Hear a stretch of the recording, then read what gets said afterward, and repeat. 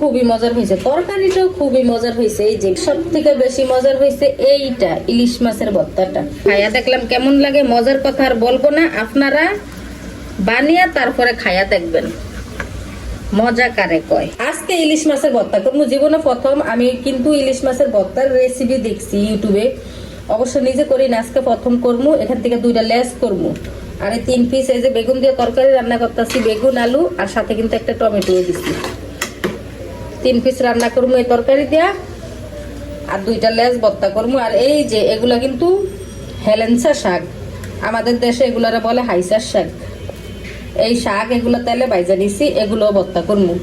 ভর্তা করার জন্য এখানে শুকনো মরিচ বাইজা রাখছি, পেঁয়াজ রসুন বাইজা রাখছি, আর এখানে কাঁচা পেঁয়াজও কিন্তু দিমু ভর্তার সাথে, আর এই ধনিয়া পাতা দিমু এই যে তরকারির সাথে।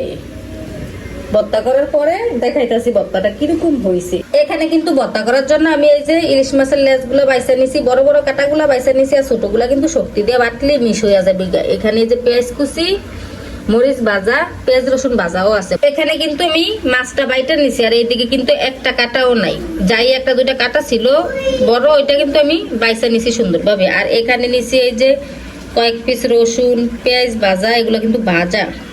আর এইটা হচ্ছে যে মরিচ, আমি যেটুকু জাল দিব ওইটুকু পরিমাণে মরিচ নিছি, আর এখানে কাঁচা পেঁয়াজ নিছি। মরিচ আর ভাজা পেঁয়াজ রসুন কিন্তু বাইটা নিছি, আর এই পেঁয়াজটা কিন্তু আমি হালকা বাটবো, এই কাঁচা পেঁয়াজটা, এটা পুরো মিক্স করব না। এই যে দেখছেন, এই যে এরকম বাটছি কাঁচা পেঁয়াজটা, আর ওগুলা কিন্তু পুরো মিক্স করছি। এখন সাথে মাছের সাথে মিশিয়ে নিব সুন্দর করে।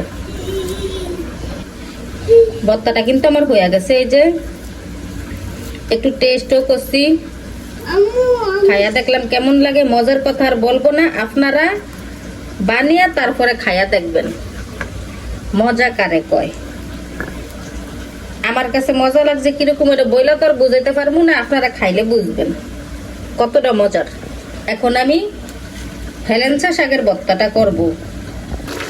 এইদিকে কিন্তু আমার বেগুন আর আলু টমেটো দিয়ে এই মাছের তরকারিও হয়ে গেছে, ইলিশ মাছের হাইসের শাক ভর্তাটাও কিন্তু করা হয়ে গেছে। এই যে হাইসের শাক ভর্তাটা কিন্তু খুবই মজা হয়েছে, আর এইটাও কিন্তু খুবই মজার হয়েছে, তরকারিটাও খুবই মজার হয়েছে। এই যে বেগুন দিয়ে, আলু দিয়ে, টমেটো দিয়ে, ইলিশ মাছ দিয়ে, ইলিশ মাছের পিস 2টা লেজ একটা, এই তরকারিটাও খুবই মজার হয়েছে। বেশি ঝোল কিন্তু রাখি না, অল্প ঝোল রাখছি। আর এই 3টা আইটেমের থেকে সব থেকে বেশি মজার হয়েছে এইটা ইলিশ মাছের ভর্তাটা। এটা কইরা খাইলে অবশ্যই এটা স্বাদটা বুঝতে পারবেন কতটা মজার। যারা খাইছে তারা তো জানে, যারা খান না তারা অবশ্যই কইরা খাইবেন, দেখবেন খুবই মজার, খুবই মজার। কি আর বলবো, আমি বললে তো স্বাদটা বুঝতে পারবেন না, যখন নিজে বানিয়ে খাইবেন তখন কিন্তু এটা স্বাদটা বুঝতে পারবেন কতটা মজার। সবাই ভালো থাকবেন, সুস্থ থাকবেন, আল্লাহ হাফেজ।